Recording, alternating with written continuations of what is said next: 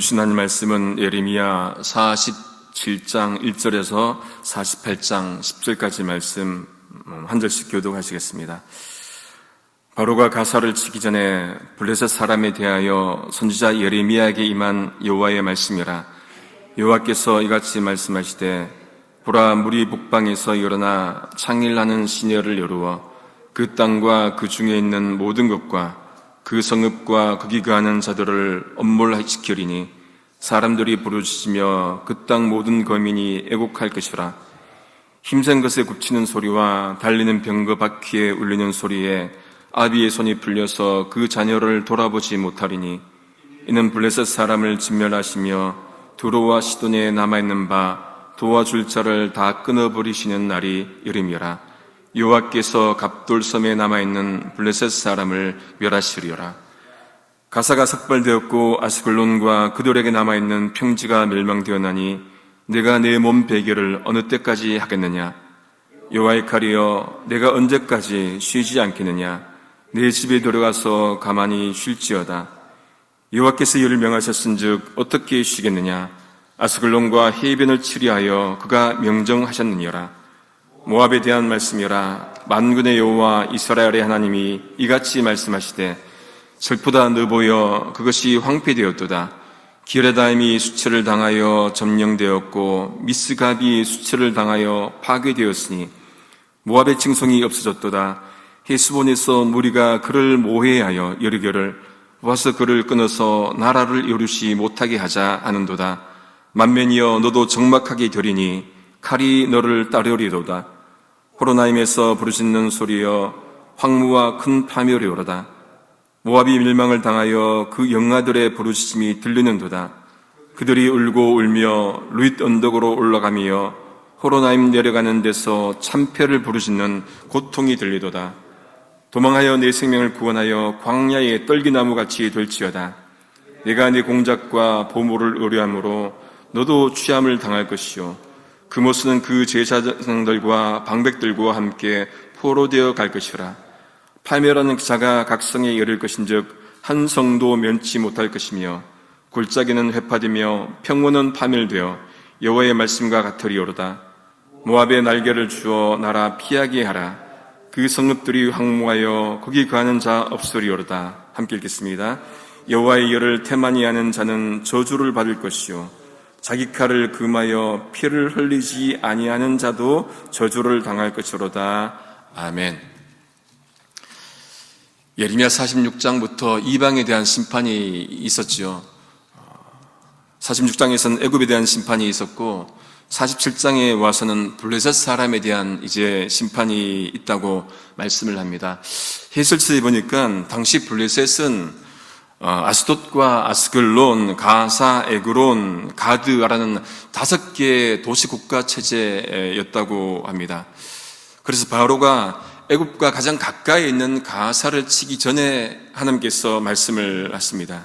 2절에 보시면은 물이 북쪽에서 일어나 창일하는, 그러니까 물결치는 시내를 이루어 그 땅과 그 중에 있는 모든 것과 그 성읍과 거기 거하는 거기에 사는 자들을 엄몰시키리니 휩쓸리니 사람들이 살려달라고 부르짖으며 그 땅 모든 주님이 통곡할 것이다. 그렇게 말씀을 합니다.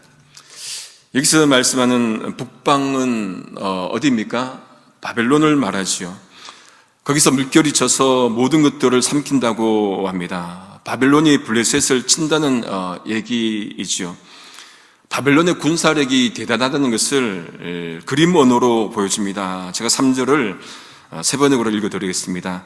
군마들의 요란한 말발굽 소리, 덜컹거리며 달려오는 병거들의 소란한 바퀴 소리에 아버지들은 손이 풀려서 자식들을 돌볼 겨를도 없을 것이다. 그래서 블레셋 사람들을 진멸하고 두로와 시돈에서 도와주신 자를 끊어버리겠다. 그날이 올 것이다 말씀을 합니다. 여호와께서 갑돌, 크레타 섬이죠. 거기 남아있는 블레셋 사람들을 멸하시겠다고 말씀을 합니다. 옛날 지금이나 나라들이 강국이 되기 위해서는 군사력을 막 키우지 않습니까? 군사력을 검색을 해보니까 서울경제신문 올해 1월 글자 기사에 미 군사력 평가기관 GFT가 보고한 2024년 보고서가 나와 있더라고요. 여러분, 군사력 1등이 어디겠습니까? 당연히 여기 미국이겠죠. 2등은 러시아, 3등은 중국, 4등이 인도예요. 7등이 일본이고 6등이 영국입니다. 5등이 어디겠습니까? 눈치가 있으시면 대한민국에 한국이 이렇게 막강한 게 영국보다도 일본보다도 높은 게 한국이더라고요. 북한은 36등이고요. 바벨론이 막강한 군대가 이제 블레셋을 침공하니까 블레셋이 어떻게 반응을 합니까? 5절에 보시면은 가사가 삭발되었고, 세번역으로 보시면은 슬픔에 겨워 머리털을 밀고 아스글론과 그들에게 남아있는 평지가 멸망되었다. 그리고 하나님께서 네가 언제까지 내 몸 베기를 하겠느냐 그렇게 물으십니다. 여러분, 우리가 보면은 고대에는 이 머리를 미는 게 있잖아요, 그렇죠? 죽은 자를 향해서 애도하는 게 이제 머리를 미는 건데, 아모스 8장 10절에도 너희 절개를 애통으로 너희 모든 노래를 애곡으로 변화하며 모든 사람으로 굵은 배로 허리를 동이게 하며 모른 머리를 대머리 되게 하며 독자의 죽음을 인하여 애통하듯 하게 하며 그 결국으로 곤고한 날과 같게 하리라. 또 몸을 베는 것도 죽은 자를 애통하는 모습이라고 그렇게 나와 있습니다. 언제까지 하려느냐? 이렇게 몸을 베는 것은 죽은 자뿐만 아니라 예전에는 좀 그렇게 있었죠. 엘리야가 바알의 선지자 450명과 아세라 선지자 400명과 이제 전투를 하지 않습니까? 그리고 어느 신이 정말로 진짜 신인지 판가름하기 위해서 모여서 이제 내기를 합니다. 그때 바알의 선지자들이 몸에 상처를 내면서 하죠. 열왕기상 18장 28절에 이에 저희가 큰 소리로 부르고 그 규례를 따라서 피가 흐르기까지 칼과 창으로 그 몸을 상하게 하더라. 바알신을 요청을 하는 거예요. 신명기 14장 1절에도 너희는 너희 하나님 여호와의 자녀니 죽은 자를 위하여 자기 몸을 베지 말며 눈썹 사이 이마 위에 털을 밀지 말라. 그러니까 그렇게 한들 소용이 없다는 그 얘기일 겁니다. 이렇게 바벨론이 블레셋을 계속 치니까 어떤 소리가 들립니까? 본문 6절에 블레셋 사람들이 여호와의 칼이여 네가 언제까지 쉬지 않겠느냐, 네 칼집에 들어가서 가만히 쉴지어다 그렇게 말합니다. 하나님의 칼이 자신들이 치니까 쉬라는 거예요. 이 말이 문학적인 표현 같은데 굉장히 슬프게 들립니다. 칼이여 이제 좀 멈추어 달라 그런 간구지요. 하지만 이런 소리가 들립니다. 7절에 보니까 여호와께서 이를 명하셨은즉 어떻게 쉬겠느냐. 세 번역으로 보니까 내가 그 칼을 보냈는데 그 칼이 어떻게 가만히 쉬고 있겠느냐. 아스글론과 해변을 치리하여 그가 명정하셨느니라 정하셨다는 거예요. 뒤에 부분 또 이제 세 번역으로 보시면은 그 칼은 아스글론과 해변 지역을 치라고 내가 보낸 것이다. 내가 그 칼을 보낸 것이니 이들이 그 칼을 멈추라고 한들 소용이 없다는 얘기예요. 하나님의 칼이 멈추지 않는다는 그 말씀입니다. 성경에는 하나님의 칼, 여호와의 칼이라는 이 표현이 몇 번 나오는데 이사야 34장 5절에도 보시면은 여호와의 칼이 하늘에서 족하게 마셨은즉 보라 이것이 에돔 위에 내리며 멸망으로 정한 진멸하시기로 한 그 백성 위에 내려 그를 심판할 것이다. 그렇게 말씀을 합니다. 계시록 19장 15절에도 그의 입에서 예리한 검이 나오니 그것으로 만국을 치겠고, 이 하나님의 칼은 심판을 상징을 하지요. 그런데 다른 한편으로 보면은 하나님의 칼은 말씀을 상징하기도 합니다. 에베소 6장 17절입니다. 구원의 투구와 성령의 검 곧 하나님의 말씀을 가시라. 말씀이 검으로 표현됩니다. 우리가 잘 아는 말씀 히브리서 4장 12절에 하나님의 말씀은 살았고 운동력, 활력이 있어 좌우에 날선 어떤 검보다도 예리하여 혼과 영과 및 관절과 골수를 찔러 쪼개기까지 한다. 그렇게 말씀을 하시죠. 말씀이 칼보다 더 예리하여 찌른다는 거예요. 하나님의 칼이 그런데 작동해야 되는데 때로는 권력의 칼, 사람의 칼이 작동할 때가 있습니다. 오늘 해설에 보면은 그렇게 칼을 휘두른 자는 어떻게 된다고 합니까? 그 칼로 망하게 된다. 그렇게 말씀을 하지요. 예수님이 잡히실 때 베드로가 칼로 대제사장 종의 말고 길을 자르잖아요. 그때 뭐라고 하십니까? 내 칼을 도로 칼집에 꽂아라. 집어넣어라. 칼을 가지는 자는 다 칼로 망한다. 그렇게 말씀을 하죠. 사람의 칼이 아니라 하나님의 칼이 작동해야 합니다. 이제 48장으로 넘어가시면은 이제 앞에 46장은 우리가 애굽, 이제 47장은 이제 블레셋, 이제 48장으로 와서는 어디입니까? 모압에 대해서 심판을 하신다는 말씀입니다. 1절에 보시면은 슬프다 느보여 그것이 황폐되었도다. 기라다임이여 수치를 당하여 전염되었고 미스갑이 수치를 당하여 파괴되었으니. 모압은 어디입니까?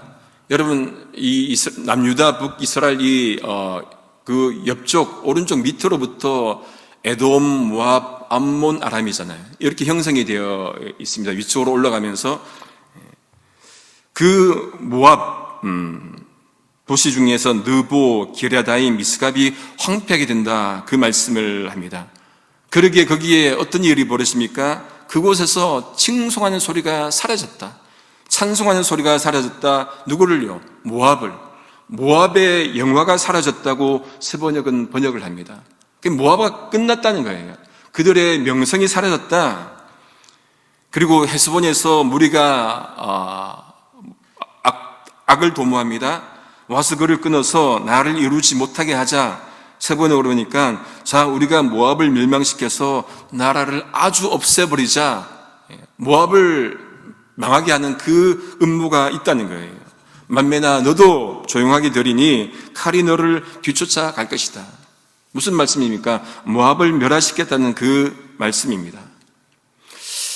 그랬더니 이제 3절부터 5절까지 그 모압에서 부르짖는 소리가 들립니다. 울부짖는 소리가 들려요. 황폐와 큰 파멸이 이르다. 폭력이다 파괴다 라고 외친다고 세번역은 번역합니다. 그러니까 도시가 파괴되니까 그 나라가 정말로 외치고 울부짖는 소리가 들립니다. 심지어 누구의 소리도 들립니까? 그게 4절에 보시면 아이들의 소리, 영아들의 소리, 모압이 파괴되었다고 하는 울부짖는 어린 아이들의 소리가 들린다. 그렇게 말씀을 하고 있습니다. 여러분 전쟁이 나면은 가장 피해를 입는 이들이 누구입니까? 힘없는 아이들, 어린아이들, 또 여자들 아니겠습니까? 어릴 때 이산가족 그 만나는 그 프로를 본 적이 있습니다. 다들 있으실 겁니다. 그렇게 헤어져서 6.25 사변 때문에 그렇잖아요. 그죠? 전쟁 때문에 그렇게 헤어져서 이제 만나는데 화면에 보니까 만난 두 사람이 화면에 이렇게. 그런데 모르는 저도 보자마자 어른데도 얼굴이 비슷해요. 그리고 같은 옆 동네, 바로 옆 동네 사는데 30년, 몇십 년 동안 그렇게 살았는데도 몰랐던 거예요. 그런데 만나니까 바로 옆 동네예요. 어릴 때 헤어졌는데, 그렇죠? 어릴 때 헤어졌는데 그렇게 아픔으로 살았던 그 원인이 뭡니까? 전쟁이잖아요. 그 전쟁으로 인해서 아이들의 울부짖는 소리가 이렇게 들린다는 겁니다. 5절에 보십시오. 사람들이 루잇 언덕으로 올라가면서 울고 호르나임 내리막길에서 사람들이 고통의 소리를 부르짖는 소리가 들린다고. 보통 인생길에 올라가고 내려가면은 한쪽은 좋고 한쪽은 나쁜 거잖아요. 둘 다 나쁘진 않아요. 그런데 여기는 뭐 올라가도 울고 내려가도 부르짖고 뭡니까? 그냥 고통인 거라고 그렇게 표현할 수 있습니다. 모두가 울부짖는 도시, 우울한 도시, 희망이 없는 도시, 그죠? 절망만 있는 그 공포 도시에 이제 하나님께서 예레미야에게 뭐라고 말씀을 합니까? 예레미야가 말씀하죠. 도망가라. 6절에 보시면 도망하여서 내 생명을 구원하여 광야의 떨기나무같이 될지어다. 세번역으로 보십시오. 너희는 도망하여 목숨이나 건져라. 사막의 떨기나무와 같은 신세나 되어라. 도망가라고 하지만은 비참하다는 결론이 있다는 거예요. 그 도망에서 살라는 그 얘기가 아니라 도망가도 어쩔 수 없는 그 비참한 신세가 될 것이야, 그 말씀입니다. 예레미야 선지자는 그런데 이들이 이렇게 모압이 망하는 그 원인을 7절 이하에서 이제 말씀을 합니다. 모압이 자신들의 공작, 업적이죠. 즉 손으로 만든 것, 또 보물을 의지한다고 언급하면서 그 금오스 신도 이제 제사장들과 국왕들과 함께 포로로 끌려갈 것이다, 그렇게 말씀을 합니다. 그럼 심판받는 원인이 뭐예요? 자신들의 업적, 자신들의 보물, 그리고 우상 금오스를 섬겼기 때문에 이들이 망한다고 말씀을 하는 것이겠지요. 여러분, 사람들은 하나님 의지하기보다는 자신들이 만들어 놓고 세워놓은 업적을 과시할 때가 많죠. 내가 이만큼 벌었는데 보물을 과시합니다. 그리고 우상을 섬깁니다. 하나님은 잘 보이지 않으니까 돈만 주면 답을 얻을 수 있는 점쟁이를 찾아갑니다. 즉각적으로 답을 주잖아요. 근데 보이니까 예수 믿어도 찾아가는 사람들이 많이 있다고 하지 않습니까? 그런데 얼마나 어리석습니까? 하나님은 어떤 우상과도 비교될 수 없는데 사람이 자기가 만든 것을 섬겨요. 여러분, 하나님이 만들어 놓은 그 피조물을 섬긴다고 생각해 보십시오. 얼마나 어리석습니까? 마찬가지로 우리가 만든 것인데 그것을 섬겨요. 얼마나 어리석습니까? 창조주 하나님을 섬겨야 되죠. 우리를 만드신 창조주 하나님, 그분을 섬기는 것이 하나님께서 창조하신 목적이고 우리 인생이 정말로 평탄해야 되는 그 원리일 겁니다. 레위기 26장 1절에도 이렇게 말씀합니다. 너희는 자기를 위하여 우상을 만들지 말지니 목상, 조각한 것이나 주상을 세우지 말며 너희 땅에 조각한 석상을 세우고 그에게 경배하지 말라. 그러면서 나는 너희 하나님 여호와라.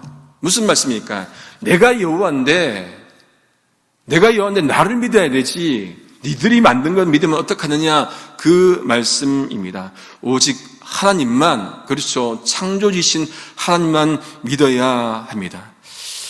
이제 8절 9절에 보시면은 이제 모압이 패망하는 것이 이제 하나님께서 말씀하신 것이라 그렇게 말씀합니다.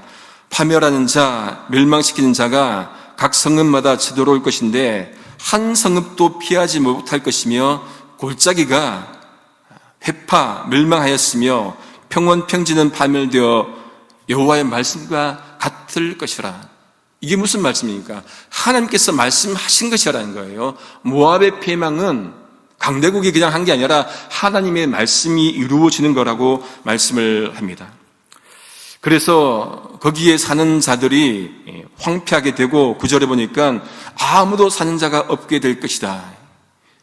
모압의 날개를 달아 주어서 피하게 하라, 그렇게 말씀을 합니다. 여러분, 근데 이 말씀을 읽으면 어떻게 들립니까? 모압을 구해 주시겠다는 그 하나님의 의지로 들립니까? 그것보다는 날개 달아 주어도 도망갈 수 없다는 그 한계, 어쩔 수 없는 현실을 보게 되는 것 같습니다. 이게 하나님의 뜻이에요. 우리는 모릅니다. 하나님께서 그렇게 하신 일이기 때문에 이루어지는 거라고 할 수가 있습니다. 이 모든 과정을 이제 마지막 10절에 결론을 내리면서 이렇게 말씀을 합니다. 여호와의 일을 태만히 기억 한글로는, 기억 개정으로 보면은 게을리하는 자는, 세번역으로는요, 정성을 다하여 하지 않는 사람은, 그러니까 하나님의 일을 정성을 다하여 하지 않는 사람, 태만히 하는 사람은 어떻게 된다고 말씀합니까? 저주를 받을 것이요. 그러면서 자기 칼을 금하여서 피를 흘리지 아니하는 자, 칼을 휘둘러 모압 사람을 죽이지 않는 사람도 저주를 당할 것이다, 그렇게 말씀을 합니다. 여기 하나님의 일은 무엇이겠습니까? 모압에 대한 심판이죠. 하나님이 이 바벨론을 통해서 모압을 심판하시는데 그 일에 게을리하면은 저주를 받는다고 말씀을 합니다. 좀 심한 것 같지만은 이게 하나님의 일이면은 우리도 해야 되는 거예요. 여러분, 우리에게서 하나님의 일은 무엇이겠습니까? 말씀 잘 듣고 잘 믿고 하나님 말씀에 순종하며 사는 것이겠지요. 개혁교회 전통에서 세 가지 죄가 있습니다.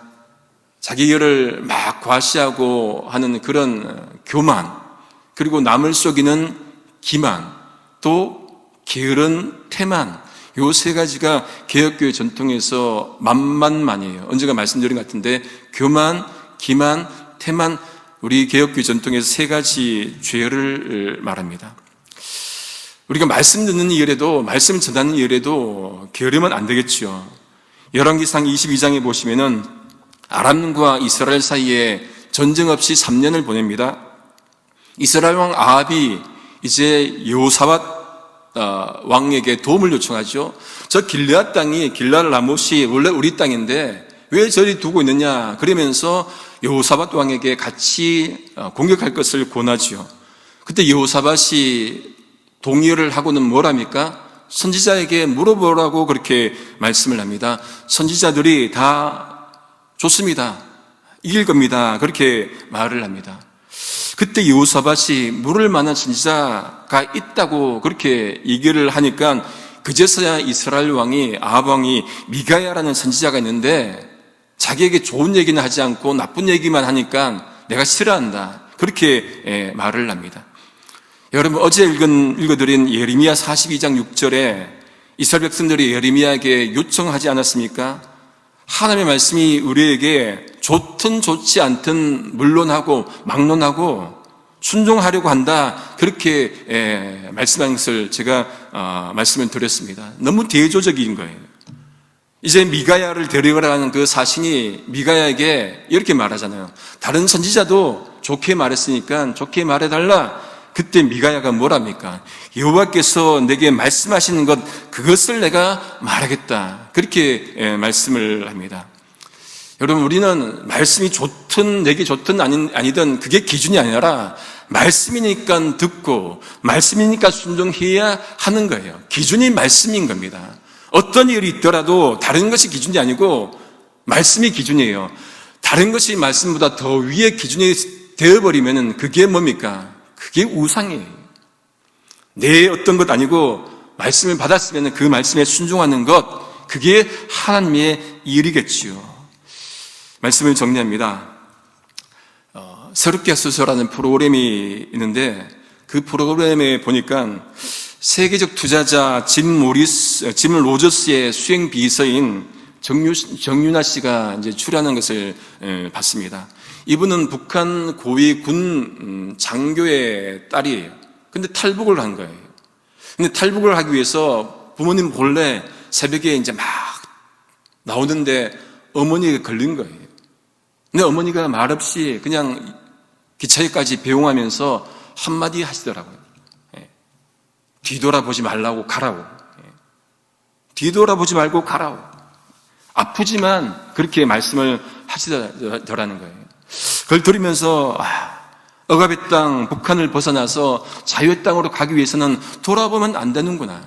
우리가 말씀을 사모하면은 우리 뒤에 것을 돌아보지 말고 앞으로 가야 되는구나. 우리가 뒤에 두었던 그 업적들, 만들어놨던 그 어떤 과시하는 것들, 보물, 우상 무엇이든지 돌아보지 말고 앞만 보고 가라는구나.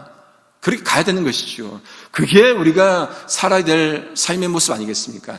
이 시대에 우리가 가야 될 삶, 뒤돌아보지 말고 어려움이 있더라도 앞만 보고 말씀 의지해서 가는 인생, 그 삶이 하나님께서 원하시는 복된 인생일 겁니다. 그런 삶이 우리 모두에게 있기를 성부성자 성령이신 삼일체 하나님 이름으로 소망합니다. 기도하시겠습니다. 존귀하신 아버지 하나님, 감사합니다. 하나님이 창조하신 세상을 하나님의 창조 목적에 맞게끔 바꾸시기를 원하시는 하나님, 그 일에 저희를 사용해 주시니 감사합니다. 주님의 일에 게으르지 않고 맡은 일에 충성하는 주의 신실한 일꾼 되게 하여 주시옵소서. 비록 그 일이 힘들고 어렵다 하더라도, 피하고 싶은 일이라 하더라도 하나님께서 말씀하신 일이면 하도록 하여 주시옵소서. 하나님, 진리이신 주님만 바라보며 나아가게 도와주시옵소서. 세상 소리에 귀 기울이지 않고 세상 유혹에 뒤돌아보지 않고 오직 주님만 바라보며 나아가도록 주 성령께서 주장하여 주시옵소서. 오늘도 주님의 몸된 교회에 속한 모든 성도님들의 삶 가운데 주님의 은총이 함께 하시기를 소망하며 예수님의 이름으로 기도드립니다. 아멘.